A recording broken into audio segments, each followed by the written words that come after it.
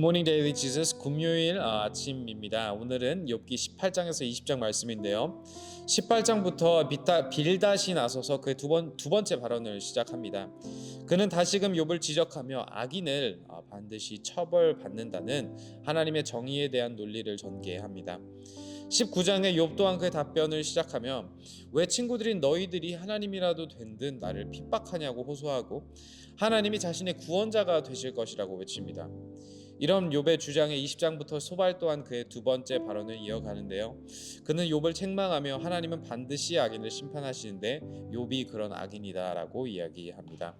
오늘 말씀 다 같이 읽어보도록 하겠습니다. 욥기 18장입니다. 수아 사람 빌닷이 대답하였다. 너는 언제 입을 다물 테냐? 제발 좀 이제라도 눈치를 채고서 말을 그치면 우리가 말을 할 수 있겠다. 어찌하여 너는 우리를 짐승처럼 여기며 어찌하여 우리를 어리석게 보느냐? 화가 치밀어서 제 몸을 갈기갈기 찢는 사람아, 내가 그런다고 이 땅이 황무지가 되며 바위가 제자리에서 밀려나느냐? 결국 악한 자의 빛은 꺼지게 마련이고 그 불꽃도 빛을 잃고 마는 법이다. 그의 집 안을 밝히던 빛은 점점 희미해지고 환하게 비추어 주던 등불도 꺼질 것이다. 그의 힘찬 발걸음이 뒤뚱거리며 제 꾀에 제가 걸려 넘어지게 될 것이다.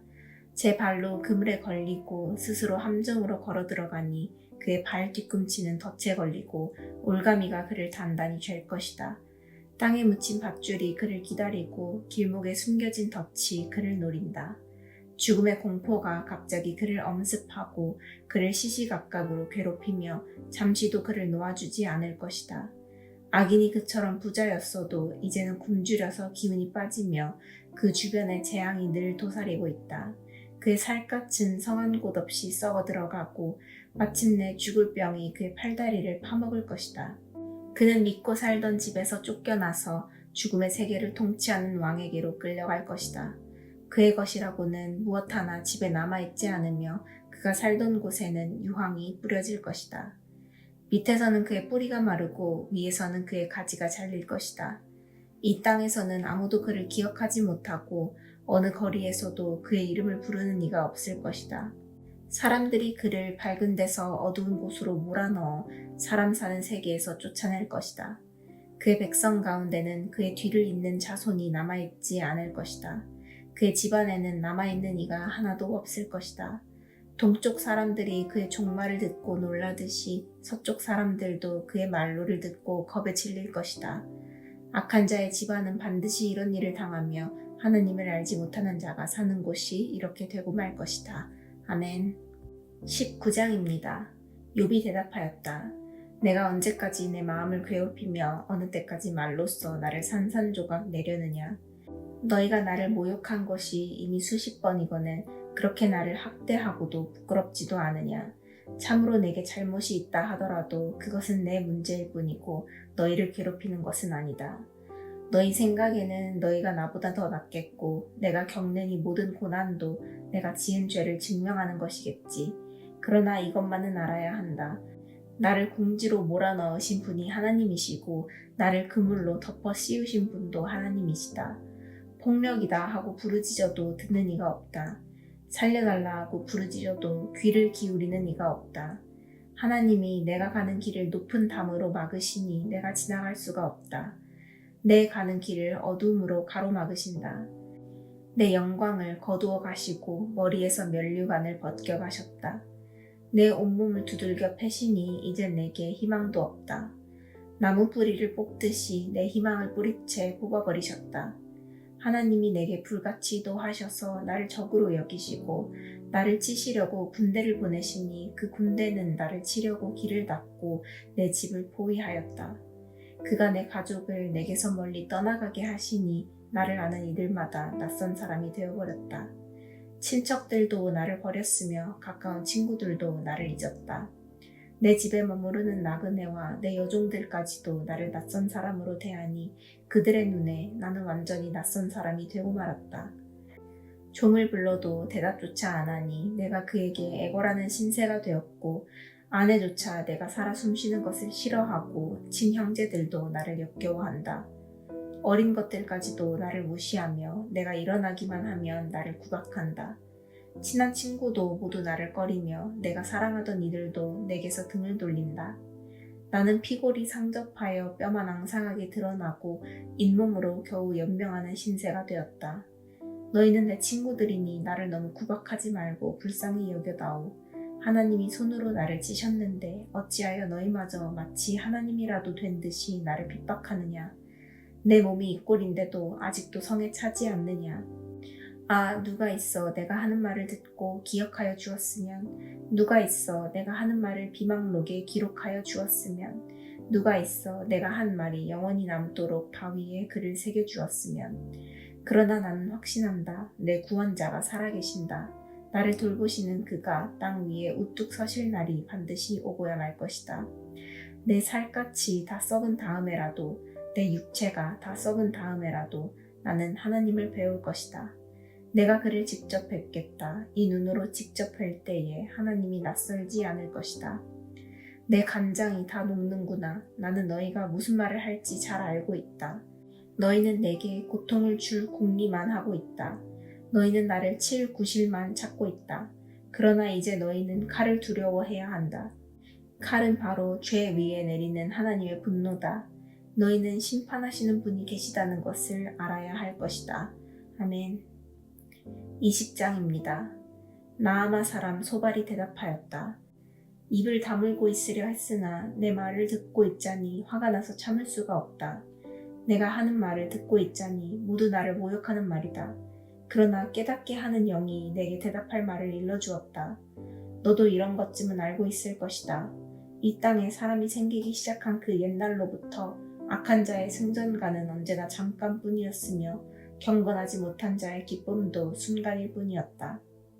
교만이 하늘 높은 줄 모르고 머리가 구름에 닿는 것 같아도 마침내 그도 분토처럼 사라지고 말며, 그를 본 적이 있는 사람도 그 교만한 자가 왜 안 보이느냐고 물으리라는 것쯤은 너도 알고 있을 것이다. 꿈같이 잊혀져 다시는 흔적을 찾을 수 없게 되며 마치 밤에 본 환상처럼 사라질 것이다. 그를 본 적이 있는 사람도 다시는 그를 볼 수 없으며 그가 살던 곳에서도 다시는 그를 볼 수 없을 것이다. 그 자녀들이 가난한 사람에게 용서를 구할 것이며 척취한 재물을 가난한 사람에게 배상하게 될 것이다. 그의 몸에 한때는 젊음이 넘쳤어도 그 젊음은 역시 그와 함께 먼지 속에 눕게 될 것이다. 그가 혀로 악을 맛보니 맛이 좋았다. 그래서 그는 악을 혀 밑에 넣고 그 달콤한 맛을 즐겼다. 그러나 그것이 뱃속으로 내려가서는 쓴맛으로 변해버렸다. 그것이 그의 몸속에서 독사의 독이 되어버렸다. 그 악한 자는 꿀꺽 삼킨 재물을 다 토해냈다. 하나님은 이렇게 그 재물을 그 악한 자의 입에서 꺼내어서 빼앗긴 사람들에게 되돌려 주신다. 악한 자가 삼킨 것은 독과도 같은 것, 독사에 물려 죽듯이 그 독으로 죽는다. 올리브 기름이 강물처럼 흐르는 것을 그는 못 볼 것이다. 젖과 꿀이 흐르는 것도 못 볼 것이다. 그는 수고하여 얻은 것을 마음대로 먹지도 못하고 되돌려 보내며 장사해서 얻은 재물을 마음대로 누리지도 못할 것이다. 이것은 그가 가난한 이들을 억압하고 돌보지 않았기 때문이며 자기가 세우지도 않은 남의 집을 강제로 빼앗았기 때문이다. 그는 아무리 가져도 만족하지 못한다. 탐욕에 얽매여 벗어나지를 못한다. 먹을 때에는 남기는 것 없이 모조리 먹어치우지만 그의 번영은 오래가지 못한다.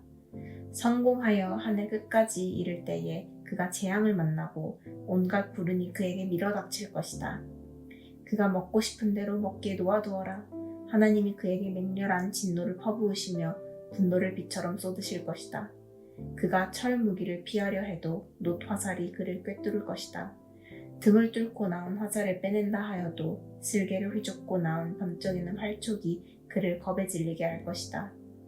그가 간직한 평생 모은 모든 재산이 삽시간에 없어지고 풀무지를 하지 않아도 저절로 타오르는 불길이 그를 삼킬 것이며 그 불이 집에 남아있는 사람들까지 사를 것이다. 하늘이 그의 죄악을 밝히 드러내며 땅이 그를 고발할 것이다. 하나님이 진노하시는 날에 그 집의 모든 재산이 홍수에 쓸려가듯 다 쓸려갈 것이다. 이것이 악한 사람이 하나님께 받을 몫이며 하나님이 그의 것으로 정해주신 유산이 될 것이다. 아멘. 적용 질문입니다. 빌닷은 악인은 반드시 멸망한다고 합니다. 나는 고난의 이유를 어떻게 이해하고 있나요? 항상 고난이 죄의 결과라고 생각하는 경향이 있나요? 이런 생각이 신앙생활에 어떤 영향을 미칠까요? 욥은 자신의 구원자가 살아계신다며 부활의 소망에 대해 이야기합니다. 나는 부활에 대한 소망에 대해 묵상을 하고 있나요? 마지막으로 오늘 말씀을 통해 하나님에 대해 무엇을 배우셨나요? 또한 나에게 원하시는 결단과 회개는 무엇인가요? 이 시간 다 같이 기도하겠습니다. 주님 감사합니다. 고난 가운데서도 어려운 상황 가운데서도 자신의 구원자는 살아계신다고 고백한 욥의 모습을 살펴봅니다. 주님, 욥의 고백이 맞습니다. 정말 우리의 구원자는 살아계십니다. 살아 움직이시며 오늘도 역사하고 계신 하나님이 계십니다. 주님, 우리 고난 가운데서도 우리를 구원하시고 우리를 사랑하시고 오늘도 역사하시는 하나님을 바라보며 의지하는 우리 모두 될 수 있도록 함께하여 주세요. 이 모든 것 예수님의 이름으로 기도하였습니다. 아멘. 오늘도 우리 구원자 되신 하나님과 예수님만을 의지하는 우리 모두 되기 소망합니다.